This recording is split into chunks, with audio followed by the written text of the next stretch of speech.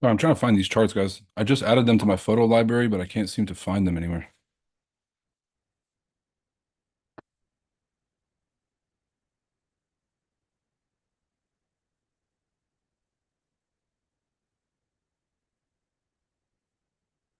Come on.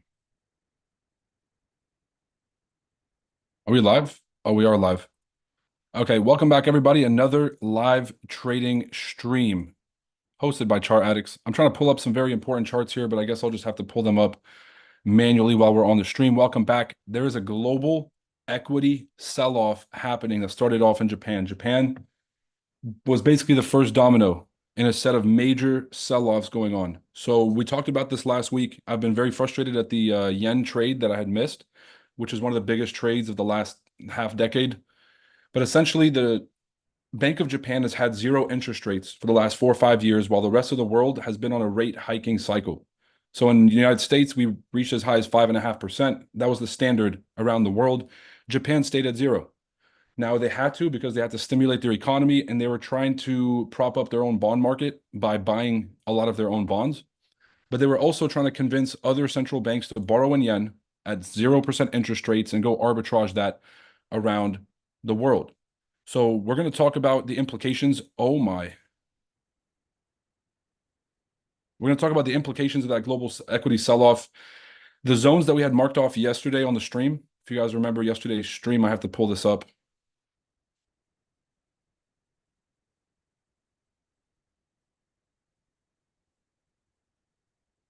Let's go Chart Addicts live stream. Bro, this algorithm is so stupid. Literally wants to recommend everything except for the Chart Addicts live streams.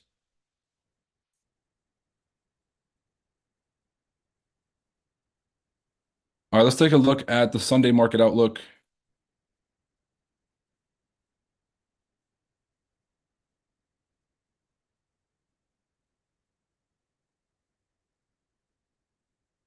Wait, did I mark this off once we got off the stream? Oh no, this is the levels. Okay, perfect. So this was the trade idea from yesterday. The idea was for price to come down to that 17,265 area, or like a little bit higher. It was 17,300, roughly about there. There was two potential entry prices that we had marked off yesterday. Okay, so here was us going through the trades live. That bottom zone is 17,300, and as you guys can see today, the market came down, rejected 17,300 exactly. This is why you guys have to write down the levels from these streams. Go a little bit lower.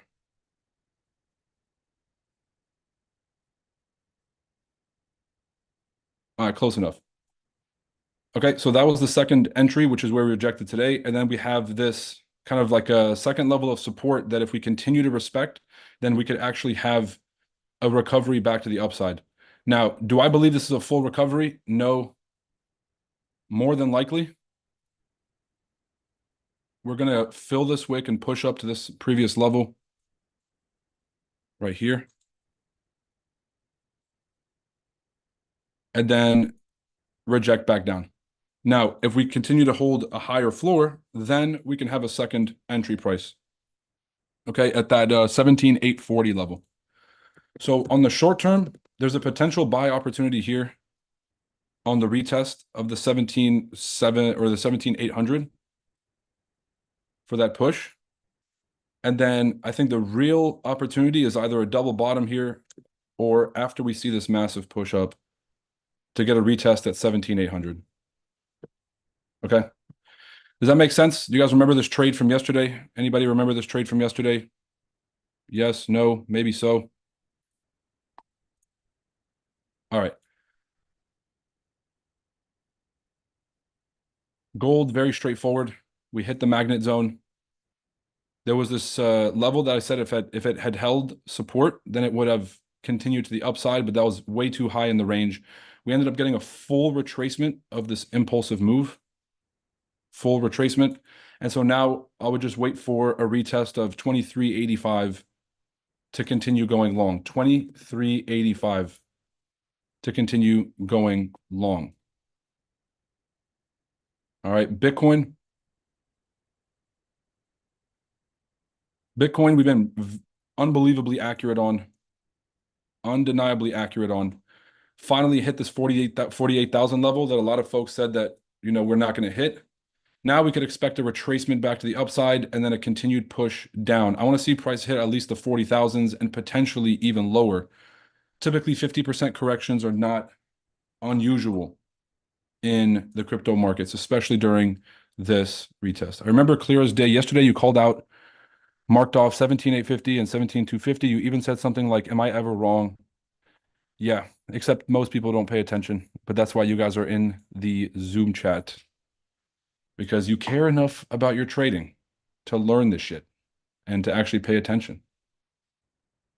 Would you believe that? All right, DXY headed down to 101.3.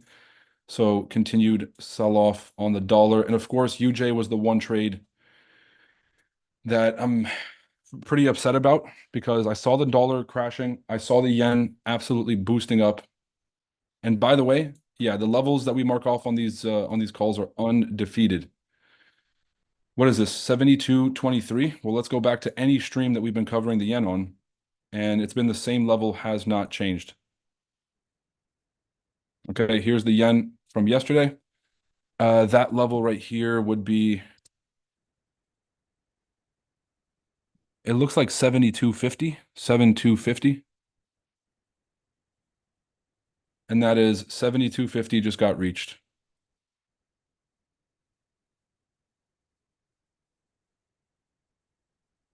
All right. Come on now. And I think last but not least, we had marked off U30 and we have marked off SPX 500.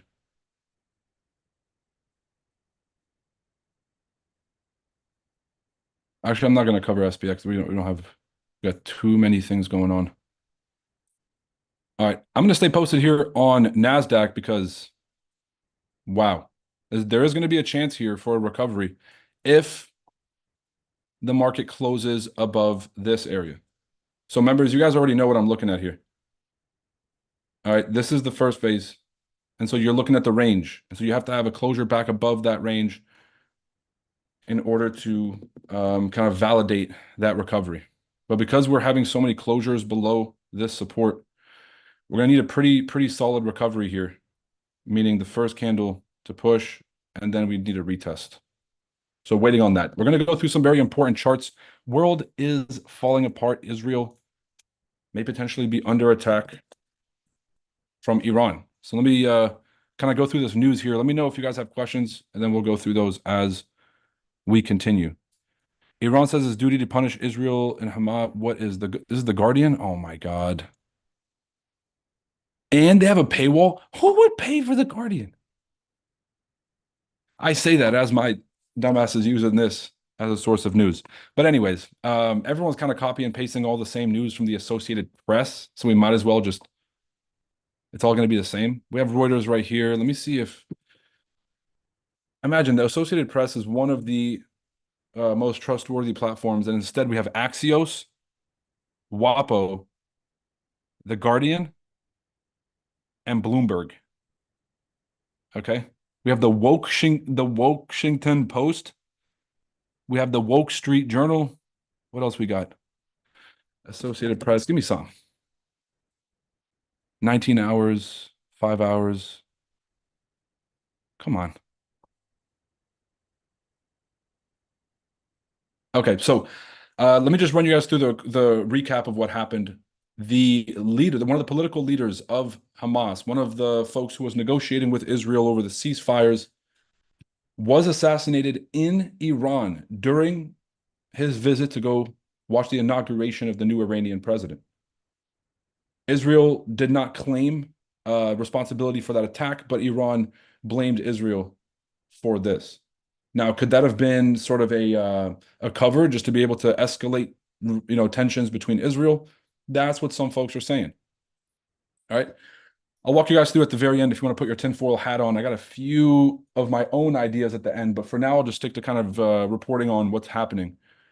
But if you stick around to the end, I got a little something that might make your head spin about why all this is happening. Okay, I'm sure that you guys may have seen what's happening in the UK right now with all the riots.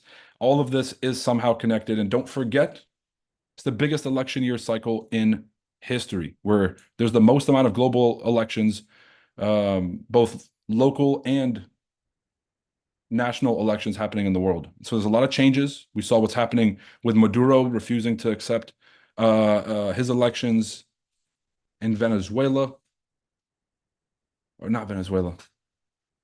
Is it Venezuela? Oh, it is Venezuela. Guys, it's been a long morning. Okay. So just to kind of run through this, Iran has vowed to retaliate for the killing of the Hamas general, especially because it was on their land. And it's a very embarrassing thing to have happened when you get a rocket sent cross borders. But a lot of folks are also saying it was a bomb, whatever. They waited a few hours to announce the news, in which time the Security Council with Iran's sort of, I won't say this military wing, but it's hyper, how do I say? I'm gonna fuck being respectful, bro. Their fanatic wing of their leadership met with the leaders of Hezbollah, the Houthis, and Hamas, and then made an announcement a few hours later about the killing, said that they vowed to get retaliation. So basically, Israel has been on high alert. Israel is expecting an attack coming in through its borders. And I'm just praying that this thing de-escalates as soon as possible because I am Lebanese. Hezbollah is on the border. It's at the southern border of Lebanon and Israel. And just like the cartels in Mexico holding their country hostage while also providing protection from foreign actors, it's the same thing. You got this group that is I understand that there are arguments when everybody's asking why these forces exist. There's an argument about defense, which is if you don't have a strong enough military force, these third-party militia groups are acting as a military force, and like it's the lesser of two evils. But now when we're talking about an offensive attack, that's when you're dragging an entire country into a cross-national war, which is a declaration of war. And by article treaties signed by the US and Israel, if you attack either a protectorate or an ally of the United States, we have to step in. So that's why I'm really hoping that this thing de-escalates, because there's been too much civilian casualty at the behest of these groups, and we need to have cooler heads prevail and a rational State Department. Anthony Blinken is not cut out for the job, because under his watch we had Russia, Ukraine, we had Israel, Gaza, now we have Iran, we had the Red Sea with the Houthis, we had the border crisis. Our State Department is in shambles. Our Department of Homeland Security is in shambles, as we just saw by all of the testimonies this past week. So not good. Not good. Okay. So that's happening. They have troops in Syria, Iraq, Lebanon, and Yemen, and a few other countries. And so we might see the proxies end up getting some retaliation for the killing of this Hamas leader. All right. This is how war works, people. You take out a major target, it's not going to end well. It's going to escalate tensions, especially if you do it on their turf. All right, so we're getting some reaction here. I'm not entirely convinced, if I'll be honest. Another hour and a half in the 4-hour candle here on NASDAQ. While I explain the news, let me go ahead and actually set some price alerts just so we don't miss anything. Price alert here at the bottom of the gap. Price alert back down at a potential re-entry price. And members, you think you can use the continuation model right here? Take a guess. If we just had this range, put a 1 if you think you can, put a 2 if you think you can't. Had this range here, had a clear break above. Can we use continuation model 1 to find a potential entry for this current shorter time frame move? Amanda is already on it because she was paying attention yesterday and paying attention today. Okay, so that would be here and here. And I'm willing to bet, especially with how aggressive the market is, probably more likely to see this. Now, if we zoom in and go 5-minute, we have double entries right here from this impulse. So measure the impulse, wait for the retest. Okay. But because we know how markets work, that whole break and retest thing, that ain't how, this is not a Disney movie. Okay. So we're probably gonna get that model 2 and continue. Make sense? Yeah, Walter. Yeah, Walter. See, Walter, see, that's the difference between wisdom and knowledge, people. Walter, you had the knowledge, but now you got the experience coming in behind you, and you know if it's between those two zones, I'll take the better of the two every time, especially with what's been happening this past week, kind of entering prematurely. Okay, so that's what's happening in Iran. Not good. If there is any attack inside of Main Street Israel, that's not going to be good. Now, the reality is that there are far more troops on the Iranian proxy side than there are on the Israeli side, but Israel has a far more advanced military. And so here's really how these things work. Whenever there's, I mean, this is sort of just like a military strategy 101.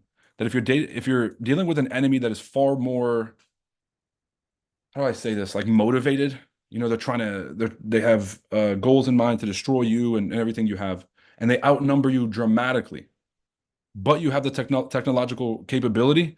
Historically, what happens is the larger army becomes cannon fodder. All right. So, and a lot of civilians end up getting hurt in the process. So with the advanced military capabilities, I think that there's a very good chance to create serious devastation if Israel does get attacked. And I think Israel, after getting attacked twice, will have the cover to be able to retaliate to military installations in key strategic areas.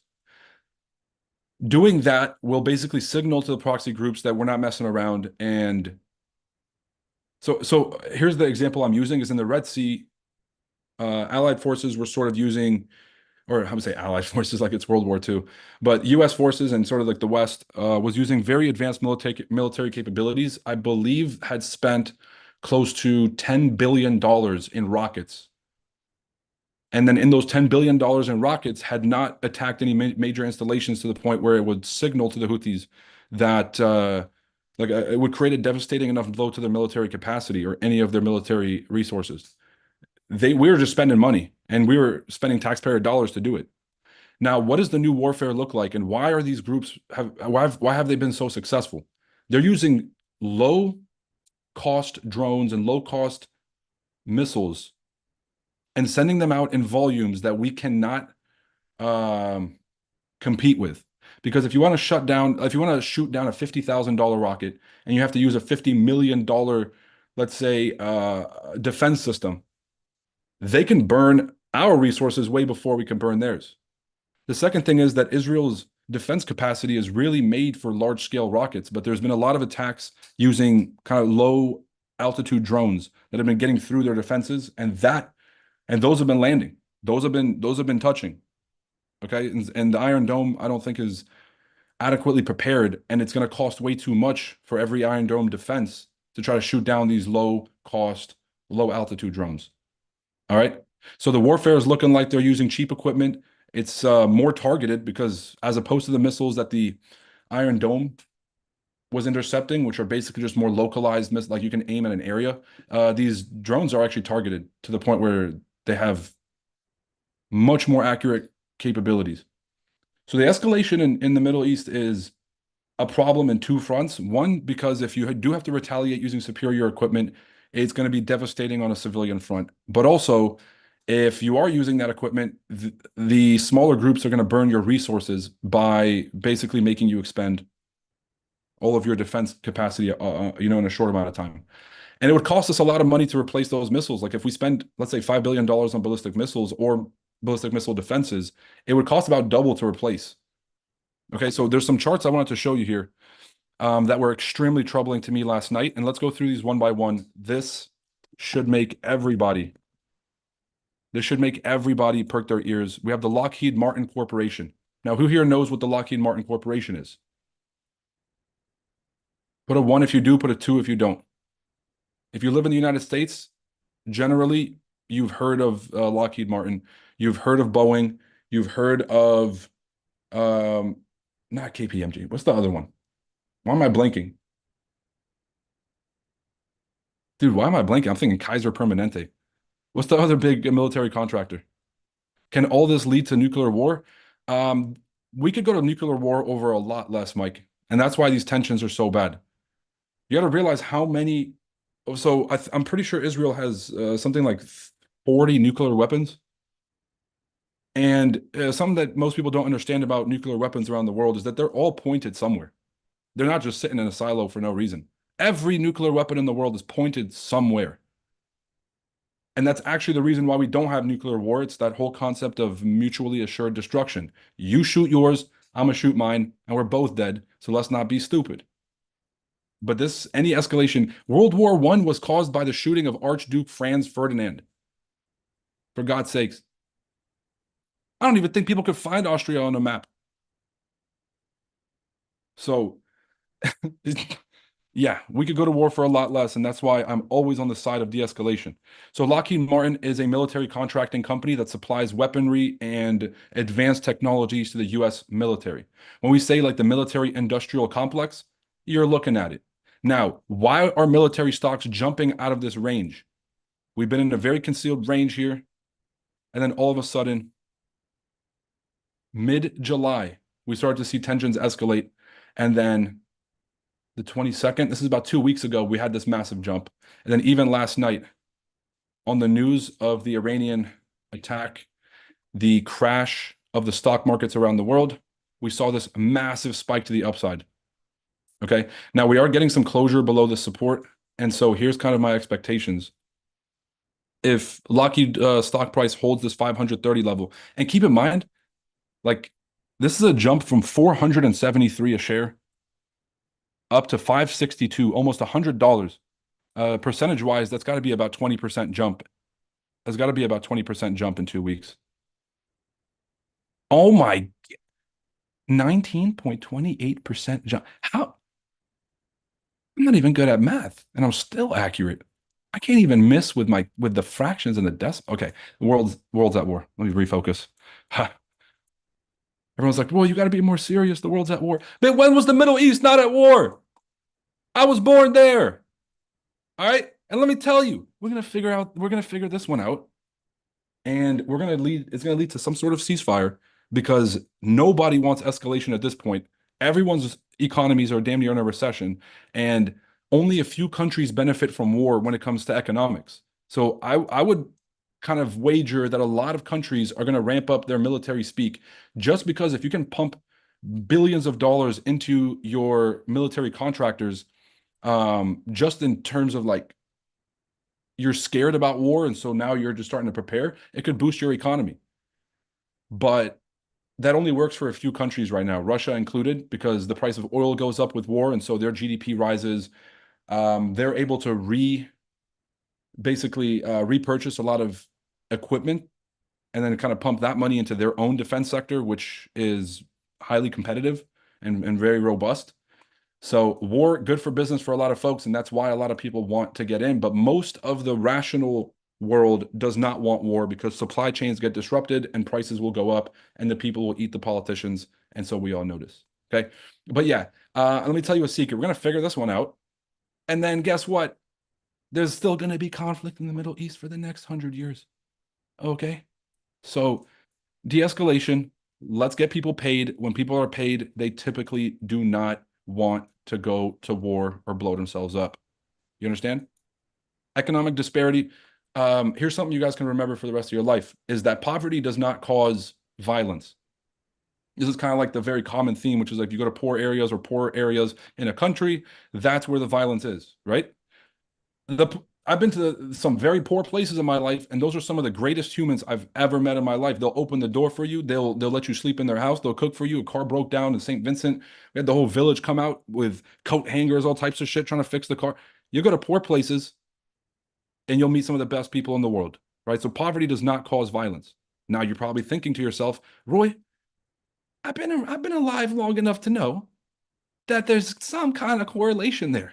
And you'd be correct. Relative poverty causes violence. If you have a neighborhood right here that is, let's just say there's a lot of poverty, and then right on the outskirts, you have this new gentrified sort of cityscape with surrounding suburbs.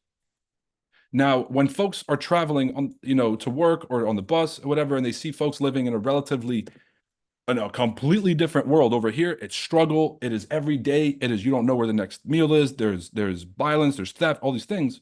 And then on the other side, folks seem to have opportunity left and right. There seems to be a care for the community. There seems to be all these things. That is what leads to that resentment and what causes violence.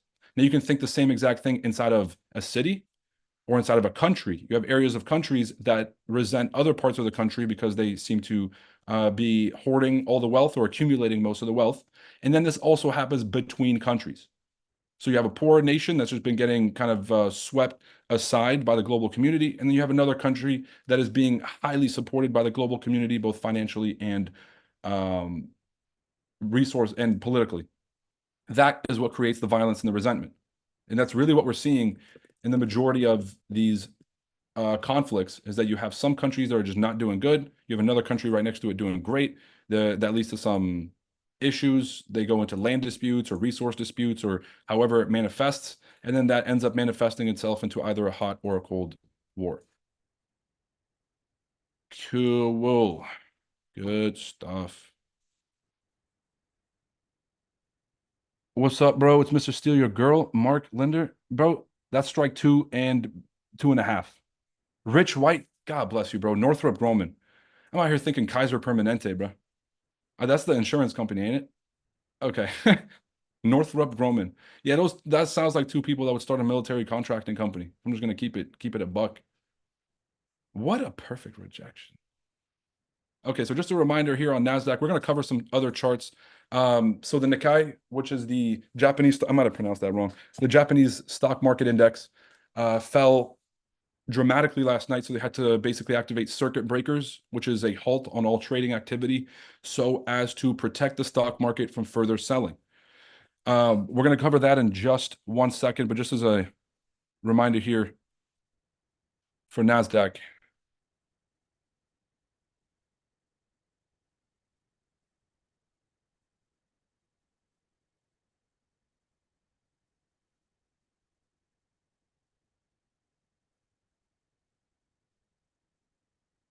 potential re-entry price right here.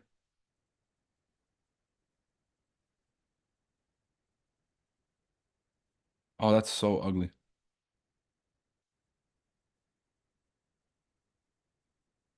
The target would be 613, but I don't like aiming right at the target. 2.2, 2.3. It's about a 2 to 1. It's just that stop loss placement is going to be very, very tricky. So, I mean, we could use some fib magic, but responsibly, it has to be below the lowest low, which would make it right here. Pretty tricky. Let's cross that bridge when we get there. Very good chance that the market continues to build up first and we get a retracement in the second half of the session. Okay.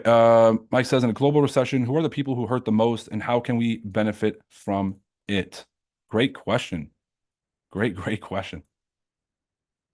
Do you guys want to cover Mike's question first? Do you guys want to cover the Japanese stock market situation? Well, let me explain this market dynamic real quick, Mike, and then we'll answer the question. So here's typically what happens when there's massive sell-offs, and this is why circuit breakers get activated. So you have usually the first layer, which is insider money. This is insider trading 101. This is the institutions who are about to make the rules. If you see, I'm going to show you two other charts here before we hop off, but we have the global money supply that is just did a blow off top, which means there's been trillions of dollars that have been printed in anticipation of something. So in September, that money will get put in the economy, and I'm looking forward to that.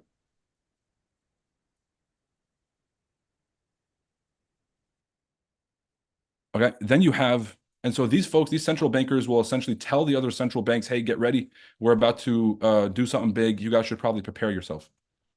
Then you have insider trading number two. They're definitely coming for me after this one. Politicians, they're used to people saying whatever about them, but breaking this down.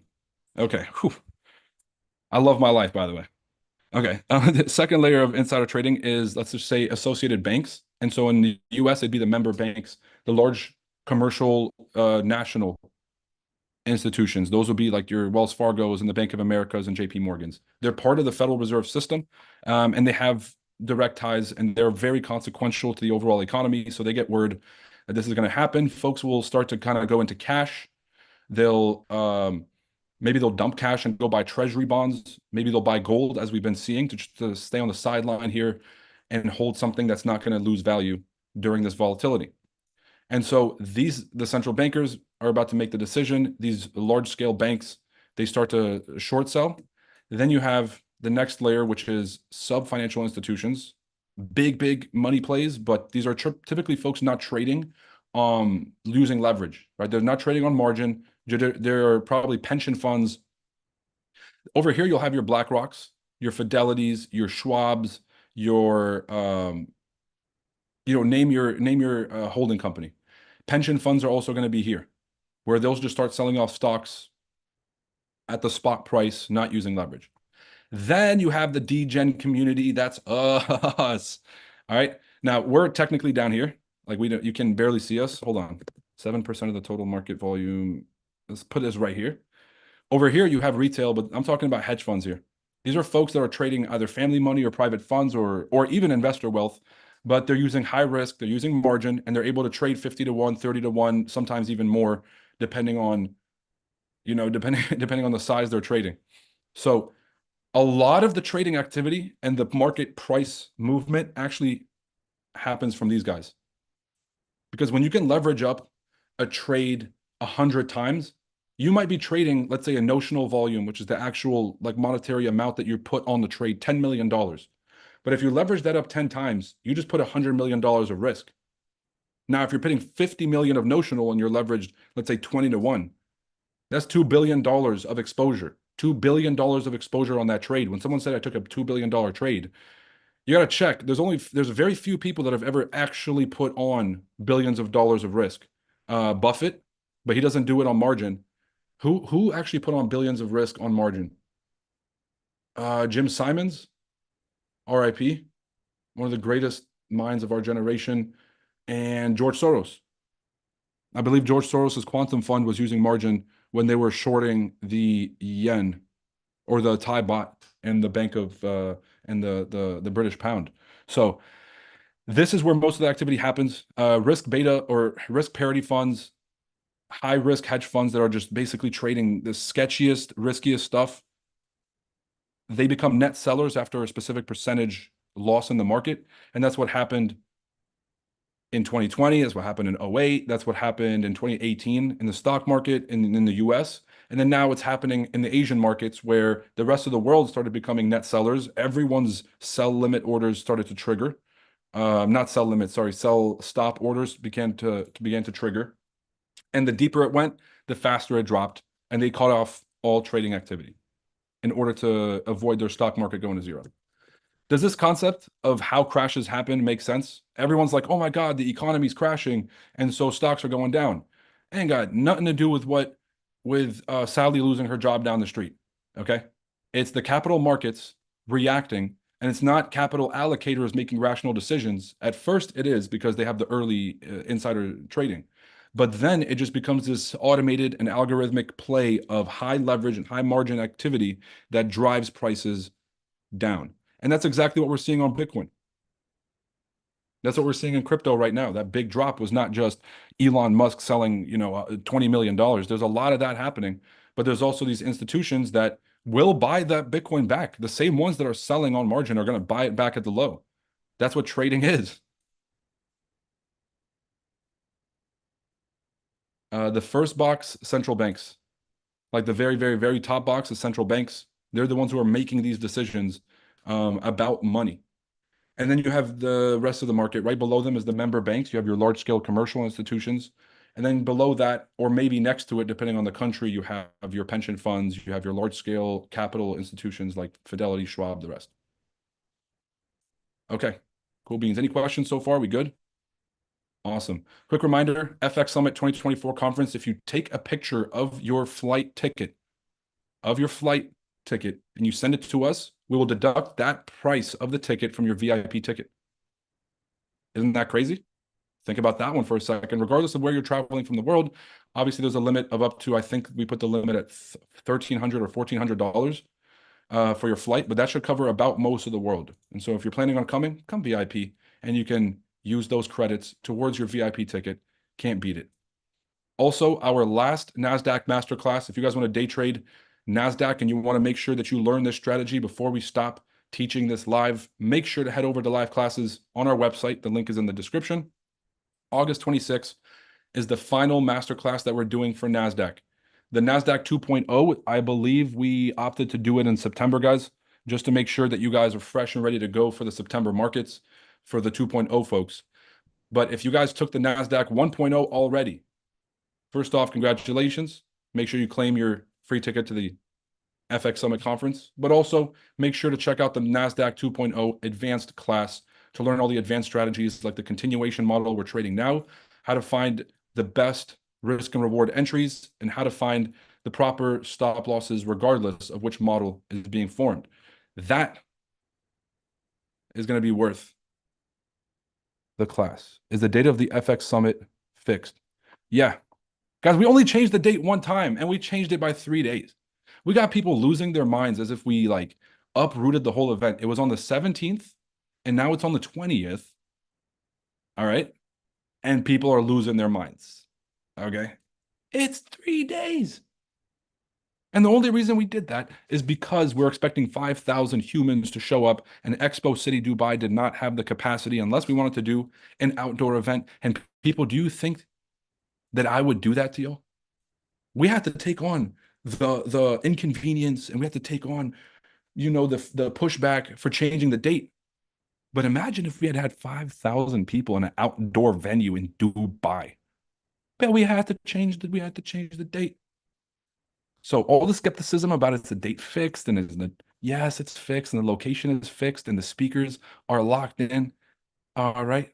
So make sure you grab your tickets, use promo code chart addicts. And of course, if you take a picture of that flight, we'll make sure to deduct that from your VIP ticket price. Cool stuff. Just joined. Hope everyone's doing well. Did I miss anything major? Yeah, you missed a lot, Z4. You can just watch the recording and get caught up. World War III is on the brink. I also want to show you guys what's happening in the UK.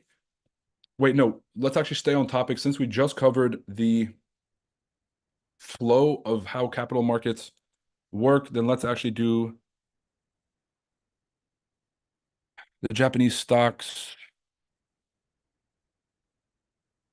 The Dow drops 860 points, and the Japanese stocks suffer the worst crash since 1987. That's how bad things got here in Tokyo, and it ended up affecting the Kospi, which is the Korean stock market index, which also had to call circuit breakers last night until about market open this morning. So that's typically how the Asian markets works, is they're so interconnected that when one crashes, the others tend to feel the heat. Also, on that side of the world, Australia and New Zealand are heavily, heavily tied to the Asian markets. I don't know if it's a joke, but there's a joke we used to say back at Merrill that, what was it? I think Chris Heisey used to say this. He's the head of the chief investment office. What did he used to say? Oh, when China sneezes, Australia catches a cold. Like the whole concept of that is that they are that closely related in terms of trade and economic stability. So could this affect the greater region of New Zealand and Australia and some of the other Asian countries, maybe even China, who's dealing with their own economic problems? I believe so. Okay, well, AP is cool, but we know how to use charts. So let's look at the Nikkei, and I wonder if they have a Nikkei versus USD. Why would I even do that? Okay, let's take a look at this on the daily. Wow. So realistically, I mean, the Dow Jones just had a pretty severe drop as well, but at least we're starting to see some recovery. It seems like there's a coordinated. This is 28% drop. My God. Okay, I can see why they activated the circuit breakers, yo. But also, Chart members, do you see what I'm seeing? Put a 1 if you guys see what I'm seeing. And if you see what I'm seeing, actually, don't even put a 1. Put the model number. Put the model number. Make me proud. Josh, no, that's model 1. Well, no, wait, tap. You kind of combine two, Josh. The tap and go is the first one. Mike says 3. Yep, yep. And Josh, the whoa is the right one. All right, so this is type three, a clear break of the lows. Okay. Type one would have been right here. That's the tap and go. Two, and then three is full reset.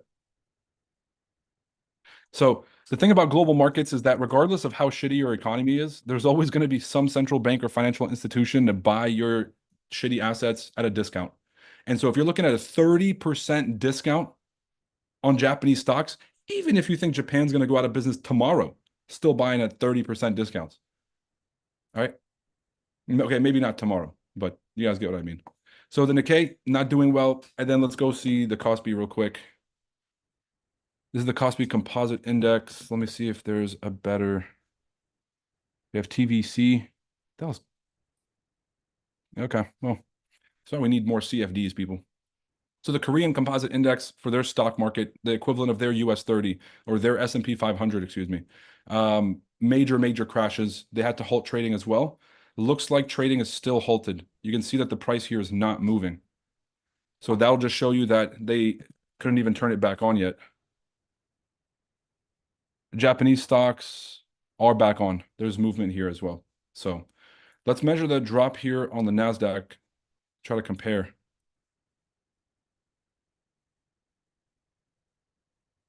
So from high to low, we had about a 17% drop from high to low. So we're not doing too hot either. I mean, obviously they're crushing us. I mean, their economy is getting crushed twice as bad, but this is still not something to celebrate with our economy. We're not really in a position to.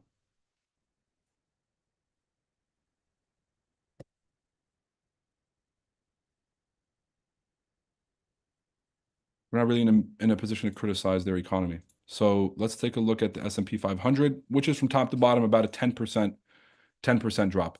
So clearly the Asian markets in the span of a day did twice the drop that we've had in about 4 weeks. So that's the main difference, is that not just the severity of the percentage drop, but really it's the timeline as well. 2 weeks to drop that much versus happening overnight. And that's why panic ensued. Okay. So we have the Asian market sold off. That's honestly due to Japan's repurchase operations. Wait, we didn't even talk about the carry trade. What time is it? 12 o'clock? I got a meeting at 1. That's too much sauce for one stream. We'll talk about the carry trade tomorrow. It is the biggest deal, people borrowing in yen. It's not people, central banks borrowing in yen and arbitraging the interest rates globally. That trade is going to unwind if the interest rates go up, because the whole game is, as long as Japan keeps ruining their currency, then what you have to pay back to them just gets cheaper and cheaper. So I'm over here in America, like crushing it with this borrowed money, investing and buying stuff and hiring people and growing my size of the pie. And then when I go to repay the debts in Japan, they want, like, let's say a 1 billion yen, but that 1 billion yen is worth way less than it used to be because they overprinted their currency. So I still have to pay them back 1 billion on paper, but that billion is worth, let's say, half of what it was before. So that's basically how people have been arbitraging this play. And now that that trade may unwind, it's causing serious panic because a lot of the equities that were being bought in Asia were being done so using this borrowed money. You'd borrow for the low, go out there and buy some equities, buy some treasuries, right? Make some money. So I guess I did just explain the carry trade in about 30 seconds. Did not think that was possible, but I also forgot I'm nice like that. And when I say I forgot, I mean, I just have to remind y'all because I know. But explaining the carry trade in 30 seconds was pretty impressive. Okay, let me see. Roy, did you just give yourself credit for breaking that? Yes, the fuck I did. Because if I don't, who the fuck is going to? I've been spitting for an hour straight, gone through geopolitical. I did military strategy. I did Asian markets. I did capital market allocation. I did interest rate arbitrage. Not one fucking comment talking about some, oh, this is incredible. Nothing. So yeah, I'm gonna give myself the credit. You're watching this being like, oh, it's a little arrogant or narcissistic to give yourself the credit. Probably. I'll take both of those labels, right? Put them on my sleeve. So the carry trade opportunity is absolutely crazy. Just learning the concept last night. Okay, well, welcome to finance. It's dope, man. It's dope because when I was just a loser learning all this stuff, right? Because I'm trying to just learn, and understand how the world works and make money. I was the only one who knew what inflation was. I was the only one who knew about any of these concepts. A year and a half later, everyone's talking about inflation. It's the number one topic. My mom texted me, Roy, what's this inflation? Right. And now folks are learning about the carry trade. They're learning about interest rate differentials and arbitrage. Bro, there's a tear falling down my face right now in happiness.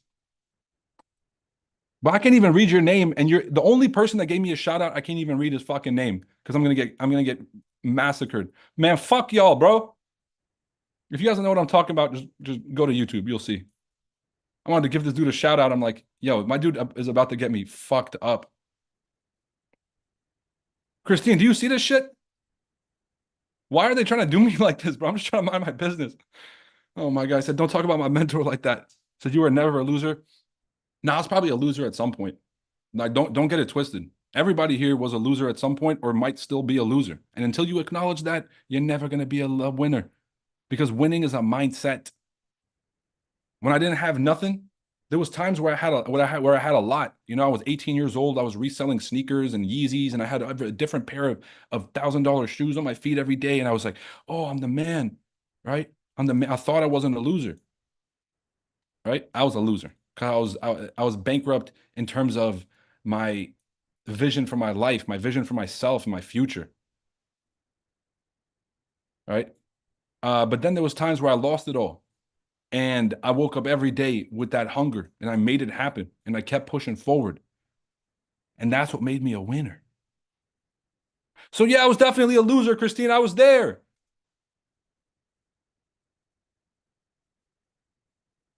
I had a front row seat. Big Bang says, he says crazy user. Yeah, bro, almost gonna be fucked up.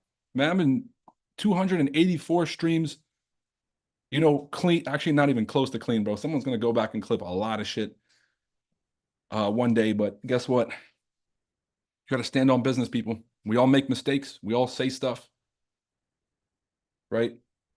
It's okay. You gotta acknowledge what you've done. Someone's gonna come back and be like, Roy, you said, uh, I see I can't even repeat it because I'm just getting myself in trouble the whole time, give them something to clip. But yeah, you know. The margin call, nope. Yo, who is this is like a side question, but who here has used magic keys? And what do y'all think?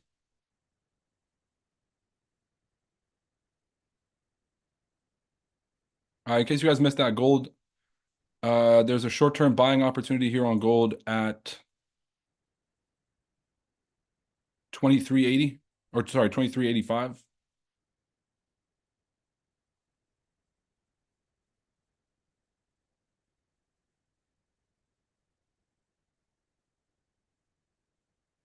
2386. That's gold for you. I know we've been jumping around a lot. We did Asian markets crashing because the yen differential and interest rates kind of causing panic and because the carry trade is unwinding. We talked about Iran vowing to retaliate against Israel and Israel now being on high alert, preparing for attacks. We talked about military strategy and why this conflict has become so difficult, even though one side has advanced military capabilities and global support, not global, they have the US support, which is good enough. And they have US support, and the other side has cheap weaponry, but they have way more of it, and so they can deplete resources quicker, which is going to cause a serious problem where America is going to have to fund a lot of this conflict because in order to replenish the military capacity of Israel, they got to put up big money. We talked about all those. We spoke about we obviously some of the follow up to the assassinations that have been happening in the Middle East to the Hezbollah and the Hamas leaders. Uh, we haven't hit on riots in the UK. We're going to go through those here in a bit. There's been massive riots in the UK. People took to the streets. Is anybody here from the UK listening to this? And can you tell me if the news is capping or if indeed the country is in like some kind of January 6th moment? I wouldn't even call this January 6th. I would probably put this closer to George Floyd. And if you guys don't know what's happening, let me break this down. And before you guys kind of like crucify me for the false equivalence, Let me show you exactly what's happening because the media is going to take any opportunity of crisis and try to use it to get views and clicks and to be first on the report. And whoever's first on the report with the most salacious headlines obviously gets all the views and gets all the ad money. And so this is the way the world is working now, where these things kind of get blown out of proportion. But let's go UK riots. So apparently there was a baby that was stabbed to death or something of the sort by somebody who was, I believe, born in the UK, which really doesn't make any fucking sense about what's happening in the UK right now. But there was sort of a rumor that went around that the person who killed the child was an immigrant of some sort, and so there was and like the people of the UK were. Look, I'm just going to say this candidly. The UK government has done the same thing the US has done by opening their borders because of either some guilt conscience, some deliberate attempt to destabilize the country, or whatever fucking sadistic idea that they had to have an open border with undocumentation. This is not about race. This is not about culture. This is not about being racist to anybody based on their ethnicity or otherwise. This is about legal documentation to know who is inside your country and to know that these countries that folks are fleeing from, they're not fleeing. You allow a lot of undocumentation in the country, then the local population is now dealing with an economic crisis. I told you before that relative poverty or relative opportunity is what causes violence. That's where the resentment came from the UK kind of crowd that essentially was begging the government to do something about the migration crisis, even though the killing of that stabbing has nothing to do with immigration. It just kind of got bundled together. Now, there is a deliberate plan, and this is my tinfoil hat thing where this is complete speculation, 1000% complete speculation. Actually, let me break this. So, UK citizens were asking the government to do something. Government basically did nothing. The UK folks went out on the streets to riot. There was kind of like a pro and anti-riot kind of protest, anti-protest kind of thing going on with some pro-immigrant groups and some sort of like, I don't want to know. I don't even fucking know what kind of groups these were. It's a bunch of hooded people and masked people that were out in the streets. And then they got into some clashes and it got very violent. The country was damn near burning to the ground last night when I was watching the videos. Countries issue travel alerts and safety warnings to citizens amid the disorder in the UK. This is very serious. There's people with like militias out on the streets with bats, machetes, all this stuff, and just asking people in their cars where they're from, and they can't go into this side of the street and that part of the street. Very reminiscent of the BLM situation here in the States. So let me kind of tie in this tinfoil hat two ways. One, why is this happening right now at the same time that Israel is about to go into war with Iran? Can you guys take a guess? Why would mainstream media be adding fuel to the fire for this? Somebody give me one idea. Let me see if your head's on straight. Massive panic? Yes. But there's one other thing. Right now, which side of the conflict is the majority of the world supporting?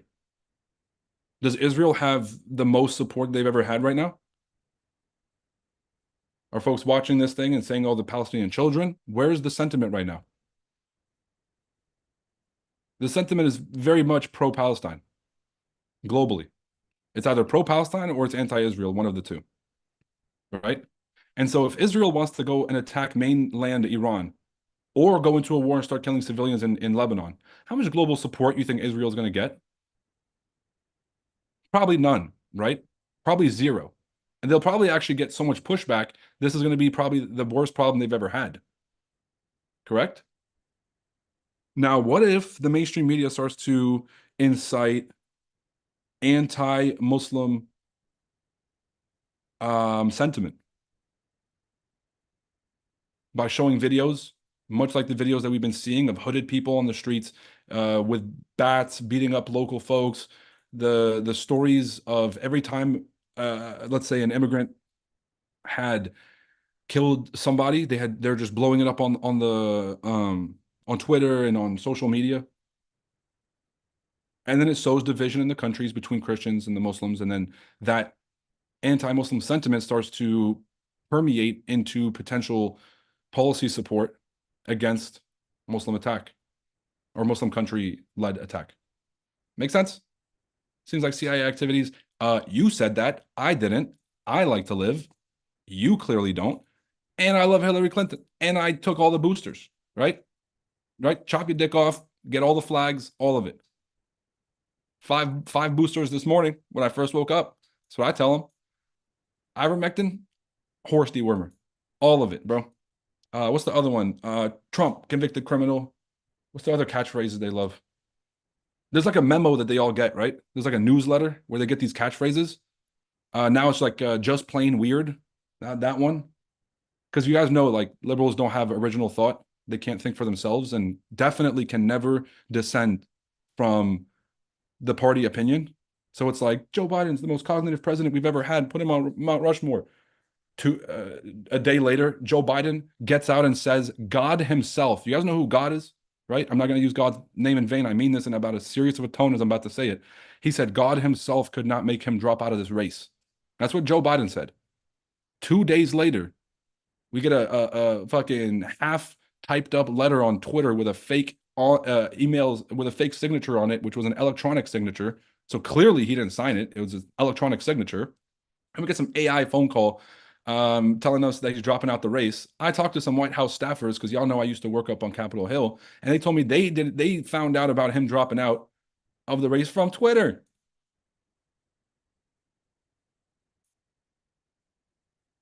Okay. So the talking points are he's the most capable president that we've ever had of all time. He's the sharpest he's ever been. He's sharp as a tack. He's going to lead our country. 2 days later, Buddy drops out the race after God himself can never get me to drop out.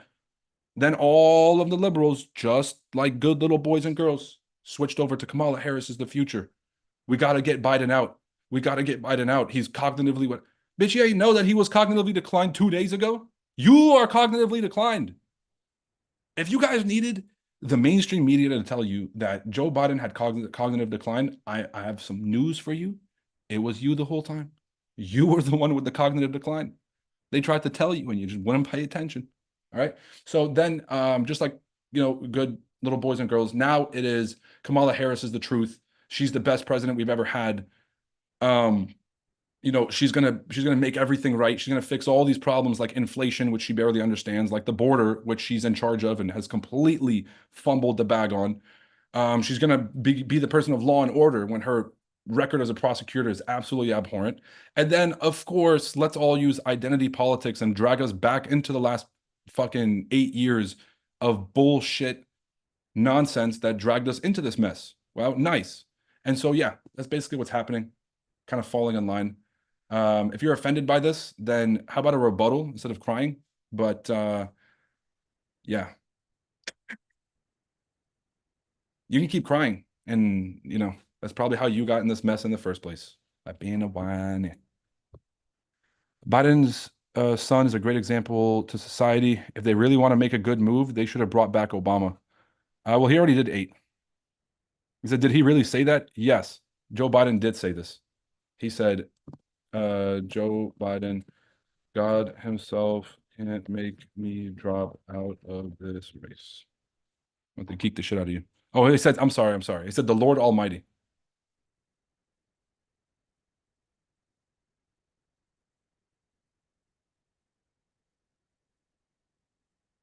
He said, Biden said, the Lord Almighty.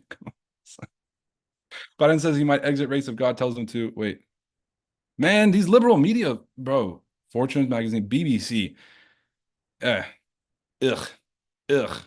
I wish this had like a don't recommend this button. Remove result. Oh, thank God. Why would you like to remove the result? It shows personal info. It's outdated. Where's the option for this shit? The BBC sucks and it's fake news.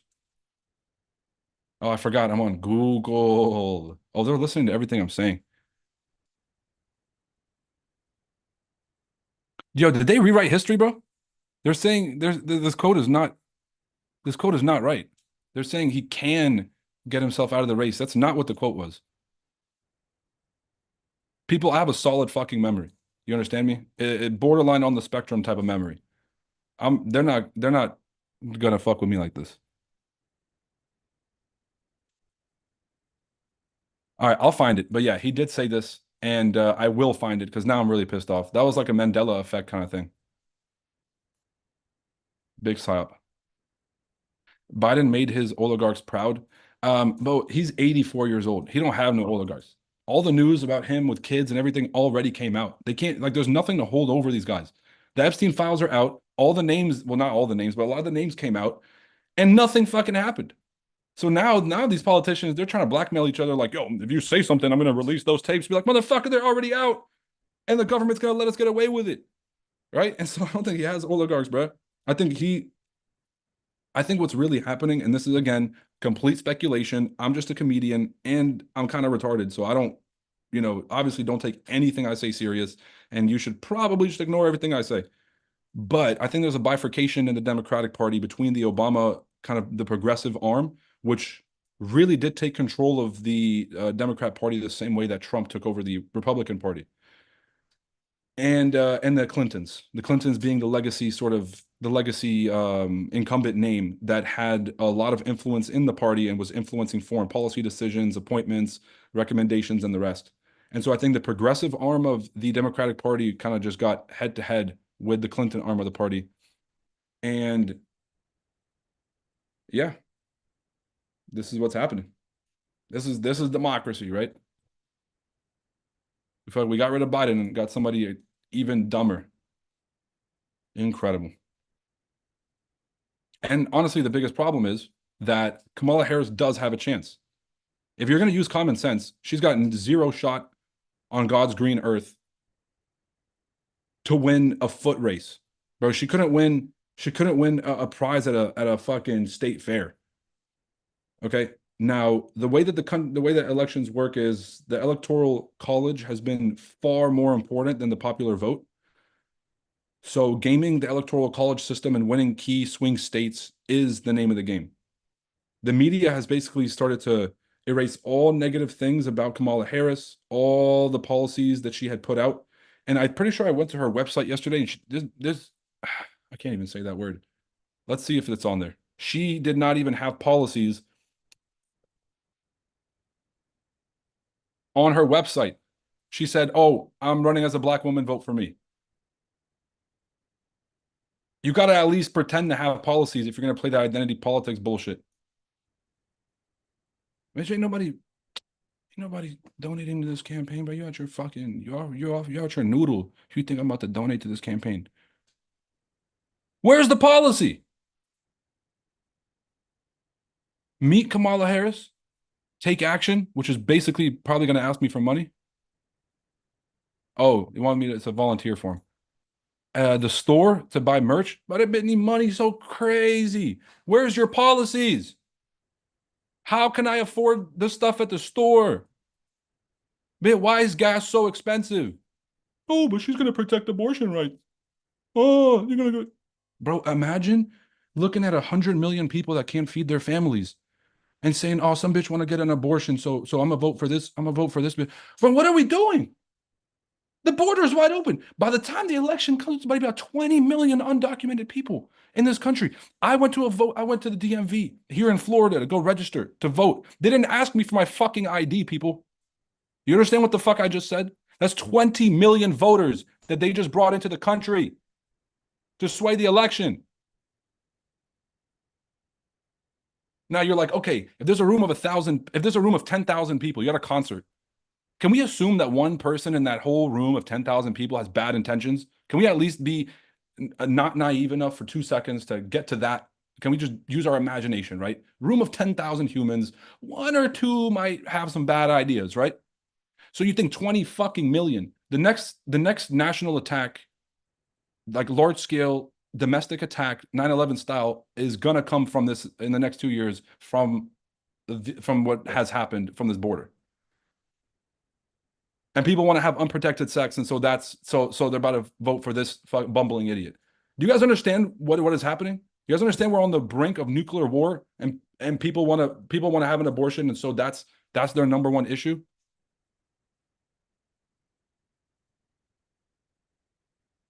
Like, do you guys get what I'm saying?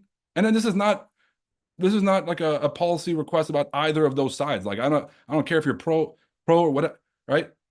I'll make it very clear I'm pro-life. But imagine that being the topic that you're gonna fucking burn the country under because you don't want to wear a fucking dudes don't want to wear a condom, right? Girls don't want to be on birth control, whatever the fuck is going on here. Let's burn the whole country. Fuck our kids. Fuck the next generation. Fuck the security of America. Fuck our global dominance. Fuck our ability to travel anywhere in the world with a U.S. passport without having to fear for our lives because no one kidnaps U.S. citizens around the world because it's a bad idea. Yeah, fuck all that. I want to kill a baby. Bro! Bro! We can't be that down bad. We can't be that down bad. Are we that down bad? Somebody tell me. Because if we are, let me start doomsday prepping now. The number one policy topic is abortion rights. Motherfucker Trump got up and he was like, I'm not gonna do a national ban on abortion, you dumb bitch. He said, I am going to give it back to the states as it was supposed to be. Because Roe v. Wade, if I'm a marijuana smoker, right? I'm just saying this straight up as if I hadn't already got kicked off YouTube. Let me make sure I do it for sure. Okay. Back in the day, you could not smoke weed legally in a certain state, right? And so if you wanted to smoke weed illegally, you'd have to go to a state that it was illegal. You understand? There's some states and there's some counties in America where the legal drinking age is 18. So you want to have a beer and you're 18 years old, you can't go to a restaurant in your state. You got to go to a state where it's legal. So you know what people started doing? They started moving to places that had ideals that were akin to their own. Okay? And that's what's going to happen again. I moved here to Florida because the rest of the country was out of its fucking rocker. This is one of the only sane. This place, I'd say Florida and Wyoming are the last two sane places in America. All right, maybe like a Dakota or two. But you ain't catching me in Utah and Dakota. All right, if you're from Salt Lake, shout out to you guys. So long story short, you can move if you want to. Let's not burn this country down. Said they can send you to war at 18. Yeah, you can't buy a drink, bro, but you can die for your country. You can vote for the next president of the United States with your fucking applesauce brain at 18, but you can't buy a drink.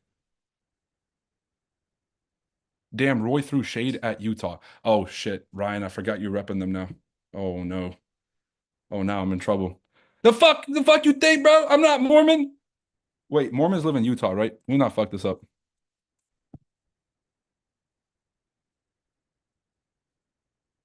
Okay, it is in Utah. Man, I'm too good, bro. Yeah, but Mormon culture is dope, man. Not, not for You me. got me weak, bro. Bro, did I say one lie? Yes. Have I You have I got me weak, bro. have I said one thing that was not objectively true? Bro, they're gonna burn the country down, Ryan, because dudes don't want to wear a condom. Bro, this is my country. People vote for feelings than critical thinking. But if you voted for feelings, then the feeling should be you can't afford shit and you're broke, and so you should stop voting for this dumb policies that have been going on for the last 4 years. If you go down the street in your liberal city and all you see is crack needles, right? Hollywood, right? It's heroin wood, crack needles everywhere. They don't even do crack with needles. Whatever, Mo. You understand? The feeling should be, this is not good. Me no feel safe walk around. Right? If people actually voted for feelings, no, they vote for party identity. Just like I said, good little boys and girls. As soon as they said Biden was the guy, everyone was like, Biden's still good to be. Da, da, da. And then they all moved over to wait, Biden is not fit for office. And then they all switched over to Kamala Harris is the truth, right? It's all the same talking points. No one steps out of line in that entire. Currently the Democratic Party is run by folks who have no balls. You understand? And somebody needs to step up and be like, and to save that party, because this is not about the party itself. This is about the people who have hijacked it under extremist views. They're going to tear down the party, and you have like the moderates and the rational people have to step up and be like, "Yo, we ain't supporting none of this. We're voting for sound policies. We're not just going to have this switcheroo and put up a Manchurian candidate. But no, not a single person will dissent ever. And if you guys want an example of this, if you guys think that I'm being extremely biased, go and watch the judicial nominations that have been going on. So Biden has obviously recommended a ton of judicial nominations for, I think it was state and federal Supreme Courts, not the federal Supreme Court, but other major court systems. These are people who are applying to be judges, and they get appointed by the president, but they get nominated by the Congress or by the Senate and the House. If you guys look at the shitty nominees on there, look at the dissent from either side. If it's somebody that Biden had put up, there is zero people voting against them, regardless of how shitty their record is. You'll have very, very good questions coming out where people are asking them, hey, did you vote on this thing or did you say this thing 3 years ago? And will obviously prove this person is a biased judge and has no business being a judge because they are unable to be impartial. And you will have zero dissent. They're willing to sacrifice our judicial system to avoid ruffling the feathers of party line. That is dangerous. This is not a game, people. Okay, so if you don't understand the importance of dollar dominance and the importance of US dominance around the world, if you don't understand the importance of maintaining our country's integrity, I urge you in the next month to grab, well, maybe not in the next month because this is probably the worst time to do it, but to grab a passport and go travel for a bit.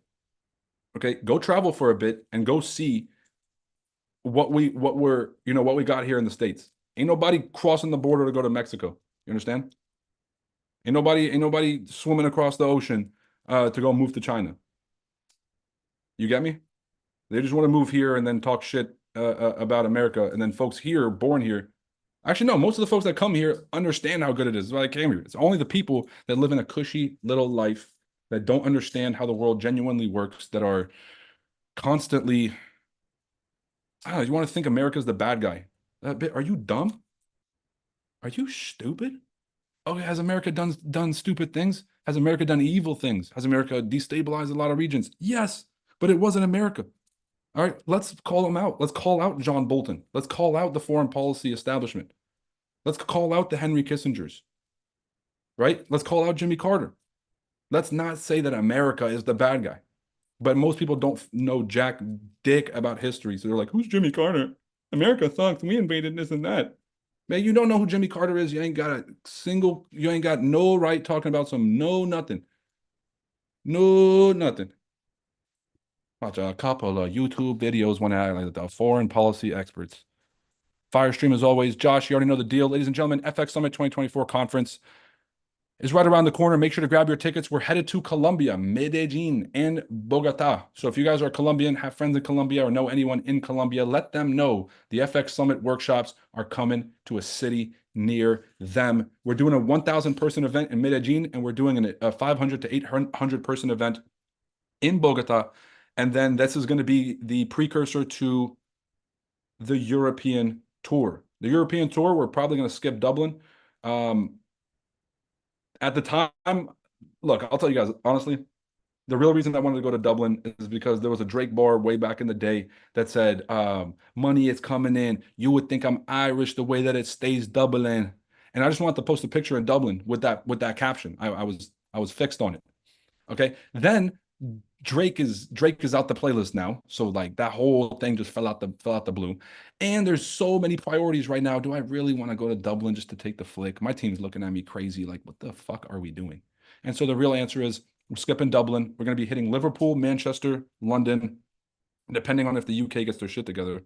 This is going to be in September.